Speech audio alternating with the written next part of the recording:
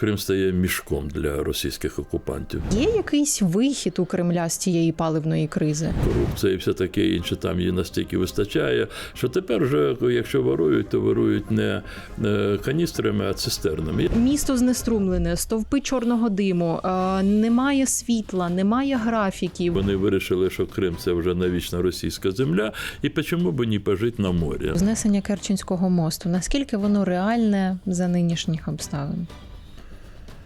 Мені в якийсь час показалося, що вже це реально, це буквально днями.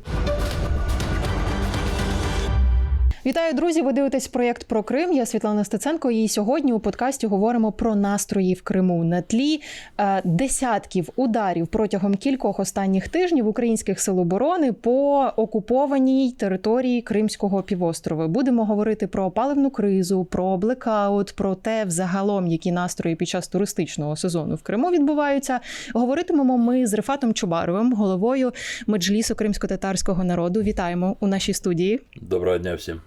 Пане Рифате, тут для початку розмови хочу згадати ваші слова. Коли активно відбувалися удари сил оборони по Кримському півострову, по воєнних об'єктах в Криму, ви, власне, тоді казали, що люди, українці в Криму, які чекають Україну, вони підбадьорилися, і, зокрема, для них оці багатокількісні удари означають, що Україна поряд. А що при цьому відчувають окупанти, коли таке відбувається? Мені дуже хотілося б, щоб вони всі однаково усвідомлювали, я маю на увазі окупанти, а яких цивільні люди, які незаконно поселилися в Криму за 12 років окупації, їх вже майже 1 мільйон. Я хотів би, щоб вони всі однаково усвідомили те, що вони незаконно перебувають на нашій землі, що вони є як мінімум порушники закону, а як на мене співучасники злодійства, яке скоюється Російською Федерацією, і щоб вони вже усвідомлювали, що їм пора бігти з Криму. Те, що зараз відбувається, за вашою оцінкою, за вашим спостереженням, це, власне, те, чого ми всі ці роки чекали, бо зі сторони виглядає так, ніби аж такого комплексного тиску на окупований Крим раніше не було. Ми з вами не знаємо, який кінцевий план у військового командування. Це їхнє, як кажуть, професійне завдання і це їхня ділянка. Але мені хотілося б думати про те, що на завершенні цієї, як ви сказали, комплексної операції, це є звільнення Криму. Принаймні і цього чекають сотні тисяч людей в Криму, які очікують на визволення. Власне, цим думкам, ці думки ще підбадьорює і ще підсилює слова Мадяра, очільника Сил безпілотних систем України, який сказав, що Москва ляже у Криму, коментуючи, власне, оці багаторазові успішні удари українських сил оборони по Криму. Тут ще б хотіла про настрої продовжити. Із того, що я бачила з кримських ЗМІ, Кремль дав розпорядження Аксьонову і окупаційній владі Криму тримати настрої кримчан під контролем. Бо відбувається паливна криза, блекаути, це, звісно, стрес для населення. Про це говорять, про це пишуть, в які там є соціальні мережі, в тих, по суті, і пишуть. Якими способами оцей контроль настроїв буде відбуватися? Чи можете ви охарактеризувати, які дії там Аксьонова можуть бути? Такі режими, як путінські, вони нічого нового не придумують для того, щоб повністю контролювати ситуацію, і в тому числі на окупованій території. Це репресії, переслідування, це шалена пропаганда. 24 години на добу. Це підкуп певної категорії населення, скажімо, якоїсь частини підприємців, але це і перекидання на весь бізнес, який би там не був, тобто на самих людей, щоб вони вкладали свої ресурси задля того, щоб мінімізувати наслідки от того зараз провалу, який йде в Криму. Тобто продовження всієї тієї політики, яка весь цей час до того і була. Дивіться, буквально тиждень тому гауляйтер Криму Аксьонов перед тим, як виступити з оголошенням надзвичайної ситуації, він зібрав підприємців. Да, він зібрав підприємство і прямо їм сказав, це ваше завдання. У вас є гроші, у вас є те, що ви напрацювали, і давайте тепер заспокоюйте людей. Це щодо електроенергії, так? Так, дивіться, є два основні види енергії, завдяки яким тримається економіка півострову. Це пальне. Бо мотори всі мають працювати, і це електроенергія. І з цим, і з іншим зараз великі проблеми. І це означає, що провалюються інші сектори економіки, починаючи від туристичного і завершуючи різними виглядами виробництва місцевого, аграрному секторі, дуже переробляючих заводів і все таке інше. І тому тут, а це вже в свою чергу викликає і скорочення робочих місць і все таке. І от, до речі, пропоную тоді на паливо перейти. Паливна криза, вона зараз виглядає доволі серйозною проблемою для окупантів і Росії, зокрема. Але якщо згадати торік, так само літній період, українські сили оборони активно завдають ударів, можливо, не таких масових і не таких частих, як це відбувається цьогоріч, але, власне, тоді теж були початки до того, щоб відбулася якась умовна паливна криза, але тоді Кремль її подолав. Не було буквально така якась критична ситуація кілька місяців, а вже восени ситуація нормалізувалася, тому що тоді Росія через Білорусь подолала цю кризу і, власне, бензин брали звідти. Чи відбудеться цьогоріч? Тобто є якийсь вихід у Кремля з цієї паливної кризи? Та хай вона, якщо хоче, знаходить пальне де завгодно, хоч на Марсі, але ж треба туди її доставити, до Криму. А тут є два основних канали. Це через Керченський пролив, це Керченський мост, і були пароми, але зараз воно вже практично вже не працює на перевезенні цистерн, бо знищені самі пароми. І дорога по суходолу, яка починається з території країни-агресору, Ростов-на-Дону, через окуповані Маріуполь, Мелітополь до Криму, і вона того року вона не була під вогневим таким контролем нашим, а з цього року є. І тому обмеження постачання по цих двох каналах це і привело до такої ситуації з пальним. Тепер, якщо ці два канали абсолютно будуть перекритими, на що ми дуже сподіваємося, для цього треба знести Керченський мост і повністю взяти під контроль цю дорогу, тоді, де би в них не було пального, їх в них немає. Але якщо допустити, що є, бо ви бачите, від Іркутську і, я не знаю докуди, по всій Росії зараз дефіцит пального, їм туди просто не поставити. І це говорить про те, що метод, який може привести до звільнення Криму, він, чи форма протидії, він обраний правильно.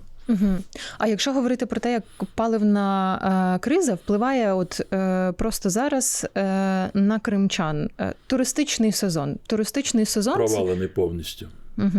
Ні, там є, зрозуміло, якась певна кількість, як кажуть, відморожених, які все одно туди приїжджають, і все таке інше, але в класичному розумінні туристичного сезону немає. Немає безпеки, немає розумних цін, і просто різні цифри, від 40 до 70% людей, які раніше замовили путівки, чи там забронювали місця в готелях, вони відмовилися.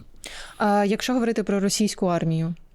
Як паливна криза зараз впливає на них? Що б в Криму не відбувалося, зрозуміло, що Кремль і військове командування окупаційних військ, воно буде в першу чергу, і не в першу чергу, а взагалі лише буде забезпечувати угрупування. Я не знаю, наскільки вони зараз відчувають чи ні, але судячи по реагуванню і по щільності їхніх дій з Криму, з переходом на материк, на наш материк, Херсонську область, таких дій військових стало дуже менше, набагато менше. Але тут ще не тільки пальне. Наші сили оборони України перебили дуже багато об'єктів логістики. точки різні в степовій частині Криму, мости великі через Північно-Кримський канал, і Чонгар, і все таке інше. І тому в них немає тепер стільки можливостей, ну, скажімо, перекидувати туди чи в іншу сторону свої війська. Вам виглядає, що Крим стає островом? Я думаю, що Крим стає мішком для російських окупантів. Мені більш подобається таке порівняння. Угу. Про пальне продовжуючи, от як на туристичний сезон впливає, ми проговорили, на армію ціленаправлено теж проговорили. Для звичайних кримчан я тут просто от 2 дати буквально, 2 факти, і з цього випливає моє наступне запитання. З кінця травня А-95 продавали лише за талонами, А-92 не більше 20 літрів в одні руки. І оця от талонна система сама по собі, це ж теж, умовно кажучи, як щось радянське. Правда ж? Ну, от наскільки я розумію, ці талони не так легко було і отримати. Треба був паспорт російський і ще якісь документи, і не всім їх давали. Та? Яка тут процедура отримання оцих талонів? Дивіться, я, оскільки людина, яка пам'ятає дуже добре Радянський Союз, то я можу сказати, що введення будь-яких талонів на чи продукти харчування, чи на якісь інші товари, це намагання упорядкувати того, чого не вистачає.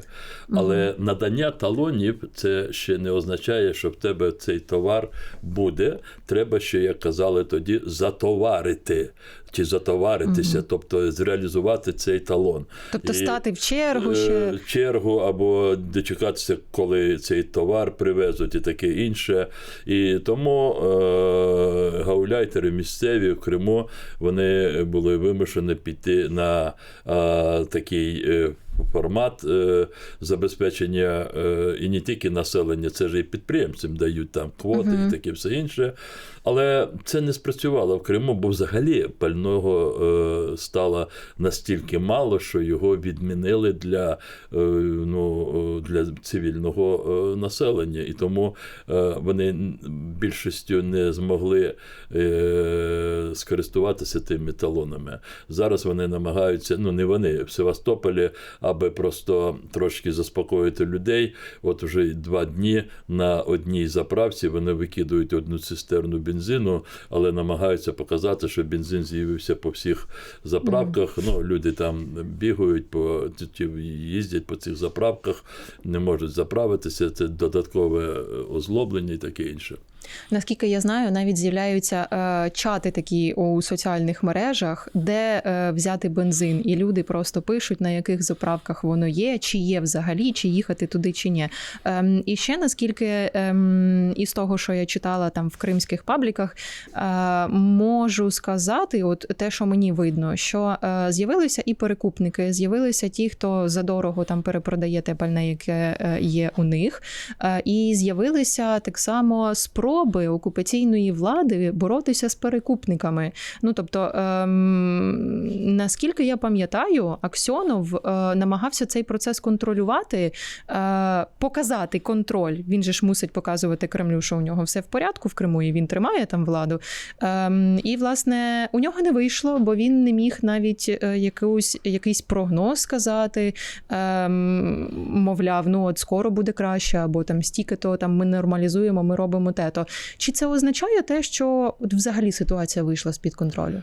Це вже все було пару тижнів тому. Разом з введенням талонів вони на кожній заправці вони ввели якісь патрулі. Там були представники якісь однієї служби, іншої служби, і вони мали вести контроль за тим, щоб люди затоварювалися бензином, якщо він є, не більше, ніж на 1 машину і таке інше. Тобто контролювали, як реалізуються талони. Але оскільки потім бензину не стало, то в цьому необхідність вона відпала. І тут треба говорити про те, що одні вводили тут талони, а інші, розуміючи, що треба хоча б з яким чином, щоб люди не виходили на Майдані, хоча цього немає зараз таких чинників, вони намагалися знаходити якісь механізми.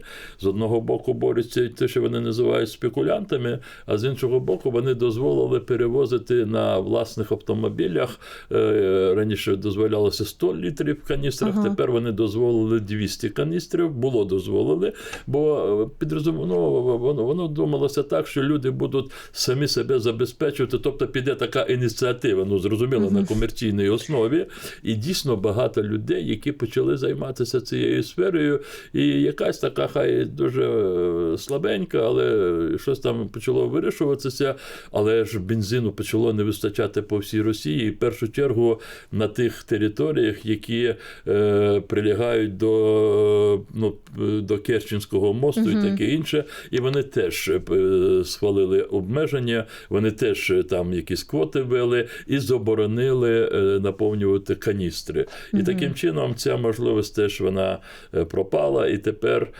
але ні, все одно є, я б не сказав би, що це спекуляції, та система така російська, тоталітарна, якби вона не була би такою загрозливою для людей, але і корупція, і все таке інше там її настільки вистачає, що тепер вже, якщо ворують, то ворують не каністрами, а цистернами. Я знаю, такі випадки в Криму є, але цим вже займаються великі підприємства, яким потрібний дизель або бензин, вони домовляються через голови там всіх цих служб там, або діляться з ними, я не знаю. І той бензин, який якимсь чудом проривається до півострову і міг би бути направлений на автозаправочні станції, він одразу йде великим підприємствам. Наскільки я пам'ятаю, ще також була інформація в медіа, що Аксьонов і окупаційна влада намагаються якось зробити картинку, що немає паніки. Були заборони на фотографування машин, черг машин в заправках. Якісь дії намагалися відбуватися з боку окупаційної влади. Зараз яка ситуація? От ви сказали, що цистерни є такі факти, як великі підприємці їх завозять просто собі, невідомо якими шляхами, але вони не потрапляють населенню. Яка зараз ситуація? От, я не знаю, станом на початок цього тижня, якщо маєте таку інформацію. Пального просто для населення немає. Немає. Якщо хтось там встиг зробити якісь свої запаси, перечуваючи таку ситуацію, вони ще можуть там десь щось там трошечки користуватися ним. І інших просто, я ж кажу, що в Севастополі вже 2 дні по цистерні викидують на день, і все, і більше немає на території Автономної Республіки Крим. І цього я не відмічаю такі факти, тому люди чекають на якесь чудо. Так, пропоную тоді перейти до блекауту, бо не знаю, яке чудо може відбутися з точки зору палива в Криму, але, власне, спостерігаємо.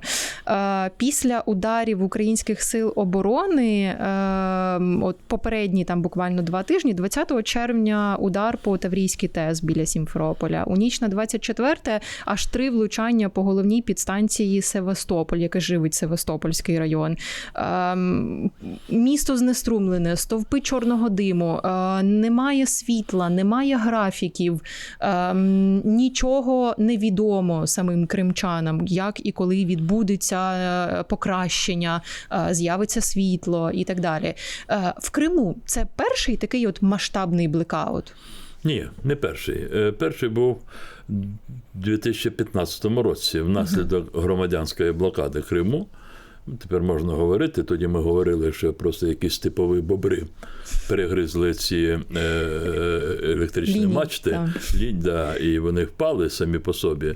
Тепер можна говорити, що це була така громадянська акція, спрямована на те, щоб просто перестати постачати з материка українського, в окупований український Крим електроенергію. І завдання було таким, що окупант має утримувати і забезпечувати ту територію, яку він захопив. І це тоді вдалося. Тоді наслідки були дійсно дуже такими серйозними для Криму, але тоді по всій Росії звозили генератори. Щоб ви собі уявляли, були генератори, які загружали великі літаки вантажні, і з Далекого Сходу їх перекидували аж до Криму. Тисячі і тисячі генераторів, і через декілька місяців вони спромоглися перекинути кабелі з Краснодарського краю і почали постачати. І трошечки вони виправили ситуацію, а терміново побудували дві дуже потужні теплові електростанції Таврійська і Балаклавська в Севастополі. От на сьогодні в Криму низка об'єктів власної генерації електрики, але дві оці потужні, про яку ми з вами говоримо, Таврійська і Балаклавська. І якщо ці теплоелектростанції будуть виведені, зрозуміло, що Крим повернеться в таку ситуацію, що абсолютно не буде вистачати електрики. І те, що ви говорили, от підстанція Севастополя, це якраз та підстанція, яка розподіляє електроенергію, що виробляється в Балаклавській ТЕЦ. І тоді в Севастополі пару днів не було абсолютно, в більшій частині електричества, світла не було. Я думаю, що ці об'єкти критичної інфраструктури, вони залишаються цілями сил оборони, безпілотних систем, Сил оборони України. Власне, спостерігаємо за цим. Але от ще раз відповідаючи на ваше запитання, у Кремля сьогодні немає можливостей допомагати своїм ставленникам Криму ані постачанні пального, ані якимсь чином допомозі, щоб виправити ситуацію з недоліком електропостачання. Бо, власне, той кабель з Краснодарського краю, він нічого не дав. Ні, кабель той вже немає його, бо вони побудували ці... Але якщо б хотіли би, цього теж не можна, бо в Краснодарському краї ті ж самі проблеми. У них проблеми повсюду і з електроенергією, і з пальним. І там ще були ситуації з німецькою компанією Siemens, яку вони тоді обманули, вони їм постачали ці генератори. Вони обіцяли, що це буде встановлено на території Росії, потім перекинули до Криму, потім щось ця компанія якимсь чином розпрограмувала. Але, тобто, в будь-якому випадку зараз, якщо б вони, по-перше, вони не зможуть тепер перекидувати, бо зараз Крим фронтова територія. Дивіться, якщо завтра будь-які роботи розпочнуться, такі помітні, масові, вони будуть об'єктом наших ударів, і це абсолютно законно. Ми ж зараз з вами говорили 2015 і інші роки, коли вони там робили все те, що хотіли, і тоді не було повномасштабної війни. Так. Зараз виглядає ситуація реально критичнішою для Криму. І, власне, я пам'ятаю, якраз у цей тиждень, коли були активні удари по Таврійській ТЕС, ще колишній міністр енергетики Плачков в ефірі одного із українських телеканалів, він казав, що електроенергія Криму, вона побудована так, що вона мусить бути під'єднана до материкової України, без цього ніяк. І, очевидно, ми з вами якраз проговорили, що навіть з Краснодарського краю, там така сама ситуація критична. Чи виходить так, що ситуація в енергетиці може стати якимось пунктом до обговорення на дипломатичному рівні? Тобто, про деокупацію хочеться говорити, але не будемо поспішати. А чи в дипломатії можна цей момент обговорювати? Чи може воно бути дипломатичним елементом тиску на Кремль зараз? Я зараз згадав, трошки продовжу те, що сказав Плачков, колишній міністр енергетики, у 2015 році, коли готувалися до громадянської блокади. Зрозуміло, що ми вивчали деякі для нас не дуже відомі сфери життєдіяльності, і в тому числі, як організована енергетика в Криму. І я довго не розумів, чому росіяни так швидко не зможуть виправити ситуацію. Тоді один енергетик, такий професіонал, мені пояснив так, каже, дивись, є людина. Він харчується, бо йому треба жити. Він бере ложку і підносить до роту. От кримська енергетика так побудована, що РОД знаходиться на кордоні з Херсонською областю. І тепер для того, щоб постачати звідти, треба все це організм переобладнати.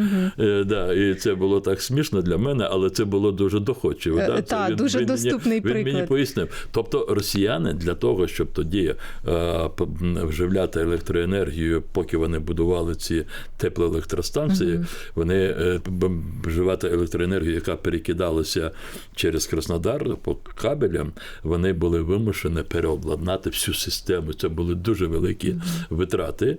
Це до того. А тепер щодо того, куди приведе ця ситуація. Різні прогнози. Вони контроверсійні. Мені хотілося б думати, що ситуація може бути доведена до того, що як мінімум росіяни благатимуть, щоб сісти за стіл переговорів. Але є експерти дуже серйозні, які вважають, що Путіну по барабану, як кажуть, що там буде з людьми. Для нього головне утримувати Крим як територію.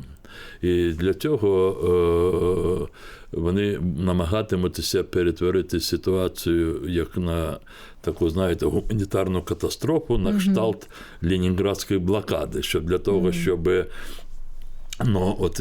героїзуючи цю ситуацію через страждання людей, які живуть в Криму, спробувати ще раз змобілізувати населення Росії навколо Криму, з іншого боку, спробувати продемонструвати світові, які ми такі погані. Тобто, такий розвиток подій. Мені зараз важко сказати, як воно відбуватиметься насправді, але дуже важливо, щоб Сили оборони України, вони цю операцію завершили би таким чином, щоб сталося повне знесилення російського угрупування в окупованому Криму. Так, бо російське угрупування в окупованому Криму – це якраз, тобто Крим для Росії раніше був як умовною такою військовою базою в тилу, тому що ще окупований Південь, і, власне, у нас не було такої прям активної можливості досягати і уразити всі ті об'єкти, які уражені зараз такою кількістю далекобійних дронів. І, власне, Крим – це та територія, з якої запускаються циркони, онікси, які летять, зокрема, і по Києву. Це ракети, які не так легко збити, вони дуже швидко долітають за лічені хвилини навіть з Криму до Києву. І якщо там знесилити військовий потенціал окупантів, це вже буде великий плюс хоча б для киян. Так, і, власне, про ціни, бо дефіцит, хочу далі перейти про ціни, адже дефіцит пального, транспортна логістика, та не лише транспортна, залізною дорогою, логістика під вогневим контролем. Багато туристів, які приїхали до Криму, вони не мають можливості заправитися і поїхати з Криму назад, з російської території, на російську територію. Що відбувається з цінами, принаймні на продукти в окупованому Криму? Вони ж зростають. По-різному, дивлячись, яка категорія товарів. Скажімо, все те, що пов'язано з тими матеріалами, товарами, які завозилися зовні, тут зрозуміло логіка, да? Вони в рази зросли. Скажімо, будівельний сектор, будівництво. Тут залежить від того, які компанії, там, хто будує, і, можливо, величезні компанії для того, щоб врятувати ті великі інвестиції, які вони туди заклали, вони щось ще намагаються перевозити тим чи іншим чином. Але такий середній і дрібний бізнес, який будувався, вони припинили абсолютно. Щодо продуктів харчування, основні види продуктів харчування в Криму є. Я не скажу, що вони безмежні, але поки що вони регулюються в якійсь мірі, які виробляються в Криму, вони не лімітуються. Як не дивно, ну, це дуже добре для людей, які живуть в Криму. Я коли кажу про людей в Криму, я в першу чергу думаю про наших людей. Я так і які кажу. чекають. Я кажу наші люди, а потім пояснюю. Кажу, це ті, хто чекає звільнення Криму, це ті, які залишаються відданими України. Я не ділю їх по етнічні ознаки, кажу наші люди. І коли я сказав, що на щастя от наших людей в Криму цього року, знаєте, таке дуже велике природне благополуччя сталося. І весна була, дощі були достатні, і перехід був такий плавний, і жито дуже вродилося, бо є пашні такі в Криму, і сади дуже все це. Але Крим же завжди це постачав на материкову Україну, до Львова, до Києва і все таке інше. Тепер цього немає, і вони не можуть і по-іншому вивезти без зрозумілих причин. І тепер це все залишається в Криму, і тут на оці, те, що виробляється в певних напрямках аграрного сектору, воно в Криму забезпечується. Але є такі сектори, в тому ж, такі напрямки в аграрному секторі, які дуже залежали від постачання ззовні, там, тваринництві, там, розмноження і таке все інше. Тобто все залежить від того, яке виробництво чи які заняття у людей, і ціни, але якщо в цілому говорити, ціни зросли багатократно, особливо у зв'язку з пальним. Бо я сьогодні от вранці дивився інтерв'ю одного підприємця з Криму. Він дуже обережно говорив, бо зрозуміло, що він живе в Криму. Це було відкрите його інтерв'ю. І коли його запитали, що а як же ви привозите основні інгредієнти вашого виробництва, він сказав, що вони по суходолам користуються. І коли його запитали, а чи це небезпечно, він сказав, що якщо раніше знаходили без будь-яких проблем будь-кого перевізників, то тепер з 10 перевізників тільки один погоджується. Тобто, бо стало небезпечно. І погоджуються лише в тому разі, коли за цю роботу оплачується, як він сказав, кратно більше, ніж раніше. Тобто все дорожче у зв'язку з цим, і люди, зрозуміло, теж покупають або не покупають уже дорогі товари. Але, власне, і аграрний сектор, врожай, наприклад, місцевих, вести сільськогосподарську стихію у Криму, це також не так легко для тих людей, які туди переселились. От якщо ми згадуємо про той 1 мільйон росіян, яких переселили до Криму, бо кримську землю треба знати, її треба розуміти. Ну, вони ж туди переселилися не для того, щоб працювати. Дивіться, переселяються якраз ті, які, я вважаю, що це люди абсолютно безсовісні, бо вони всі знають, що Крим – це окупована територія, це крадена земля. І вони там вклали гроші, купили, скажімо, житло. Вони вклали гроші, бо вони в них були, і вони вирішили, що Крим – це вже навічна російська земля, і чому б не пожити на морі? Ну, так, вклали. Інші намагаються Крим використовувати як літню дачу. Дуже багато домів викуплено у людей таких в селах, які ближче до Судаку, там, Валушті, оцих приморських таких районах. В селах, там, де треба працювати, цих росіян близько немає. Десятки тисяч людей, які є членами родин цих співробітників каральних структур. І тому, ці люди теж, я розумію, якщо вони є в бізнесі, то вони якраз користуються результатами місцевих людей, там перепродають пшеницю або там ще щось таке інше. Але тепер цього теж немає. І тому в якійсь мірі вони теж в скрутному становищі. Але це ж для них, їх не останні були збереження, чи не останні їхні копійки були. У нас має боліти голова за тих людей, які жили в Криму і будуть жити в Криму. Так, це точно. І, власне, оце скрутне становище. І якщо це люди, частково, це люди ті, ті, у яких не останні збереження. Чи зараз вони активно виїжджають з Криму? Бо ми бачимо черги на Кримському місту через Керченську затоку.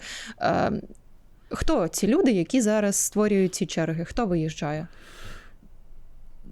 Говорити про те, що такий, знаєте, розпочався відтік оцих росіян?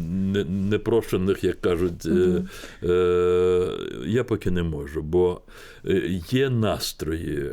Ми відмічаємо такі тенденції в середовищі родин військових, коли офіцери російські говорять про те, що треба вивозити родини безпечні місця.